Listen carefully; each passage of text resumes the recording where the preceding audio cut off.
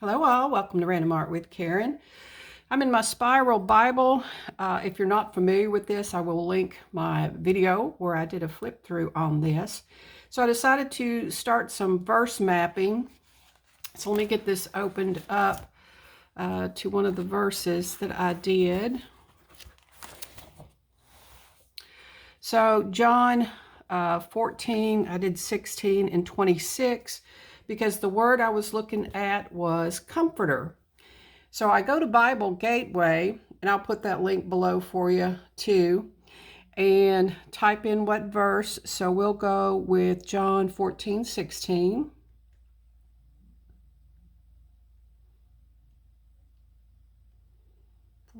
Let's see, and 16.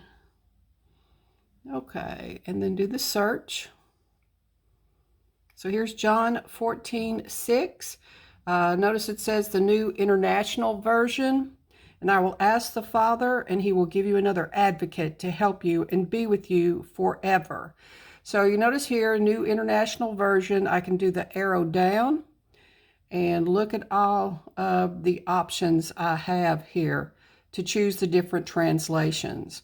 So if I look at Amplified Bible and click that, and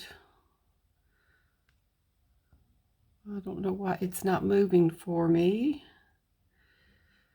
Anyway, maybe because I'm on my tablet. But now you know how to use Bible Gateway. And again, I will put that link below. So choose your verse. And, you know, there's different methods. When you go out there and search, people do the verse mapping a little bit differently. I did a YouTube search and just looked at different ways that people were doing their research and what they were documenting and how they were documenting. I did find out on the James method. I've got it tucked back here, so I printed it off, about Bible verse mapping. And I just printed it off. And yeah, this is just a real hard cardboard. It's like a spiral notebook. So this is how the James method does it. First you pray, and you ask God to lead and direct you. Choose your verse and write it out, and then look up different translations.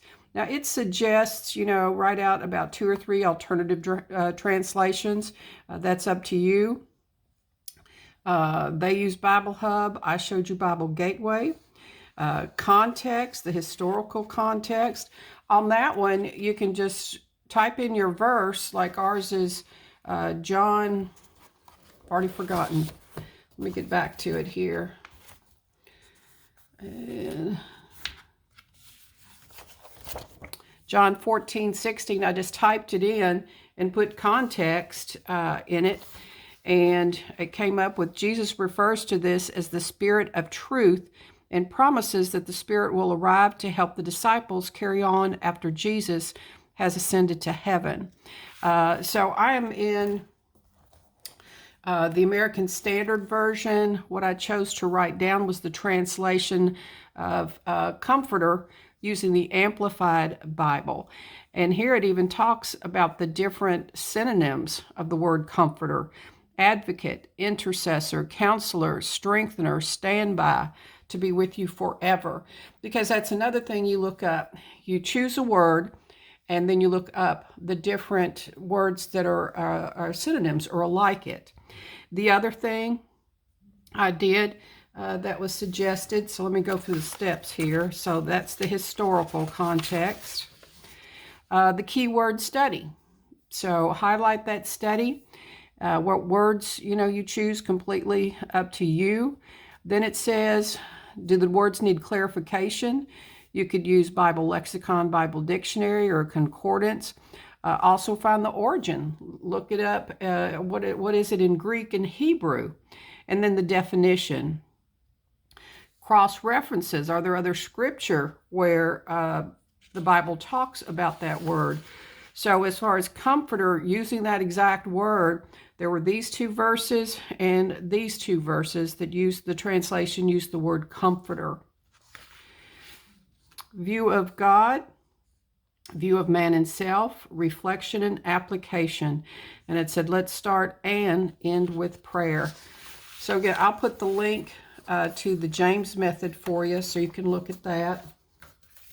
So here I just use my mild liners and then just wrote with my Pilot G2.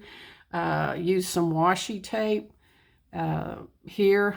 Actually, I ended up putting it on my paper cutter so I could slice it and make it thinner there. I also looked up the definition. Again, just Google the definition of comforter. Someone who helps you to feel less worried, upset, frightened. Someone who comforts you. So if you did want to do multiple translations, one of the things I did was I just put this on my printer and just made a copy of the page. And then I just cut the notes section out. So with that, you know, you could just adhere it with a clip. You could use some washi tape to adhere it. And now you've got more area to document if you want to. I would also, though, hold on to this part of the page, because what if you find that there are other verses on this page that you would also like to do further verse mapping. So if you do decide to do some extra lined pages, I would hold on to that scripture part as well. Just get you a manila, envelope. So I did do another verse. Let's see, I thought I clipped it. There it is. So I used the word peace.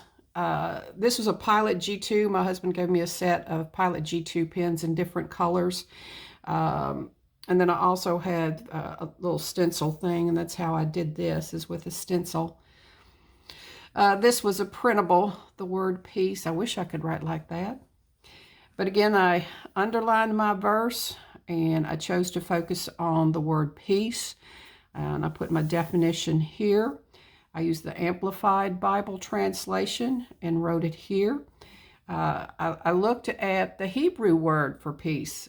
And it says shalom is the Hebrew word for peace, harmony, wholeness, completeness, prosperity, and tranquility. So that already gives you the synonyms of peace. As far as the context, a prayer written by Paul, who wants every believer to experience. He wants us all to experience peace. There were a lot of verses about peace. I chose just to document one here. All right, good people. Well, this is my beginning of verse mapping. I do my prayerful planner every day, doing my daily devotionals in my daily prayerful planner, and then my scripture writing in my weekly prayerful planner. And this year, one of my goals was to do more. And like I said, I went out on YouTube and just searched verse mapping, and there was so much wonderful information out there. So I suggest you do that, and again, see how other people do their research. What all do they research? A lot of them go very deep. What they choose to document and how they choose to document. So try that as well. All right, thank you so much for checking in with me today. If you're not a subscriber, I hope you'll consider that and hit the subscribe button. Those of you that do subscribe, I appreciate you. Let's do the wave bye. Look forward to doing something random with you, like verse mapping, next time.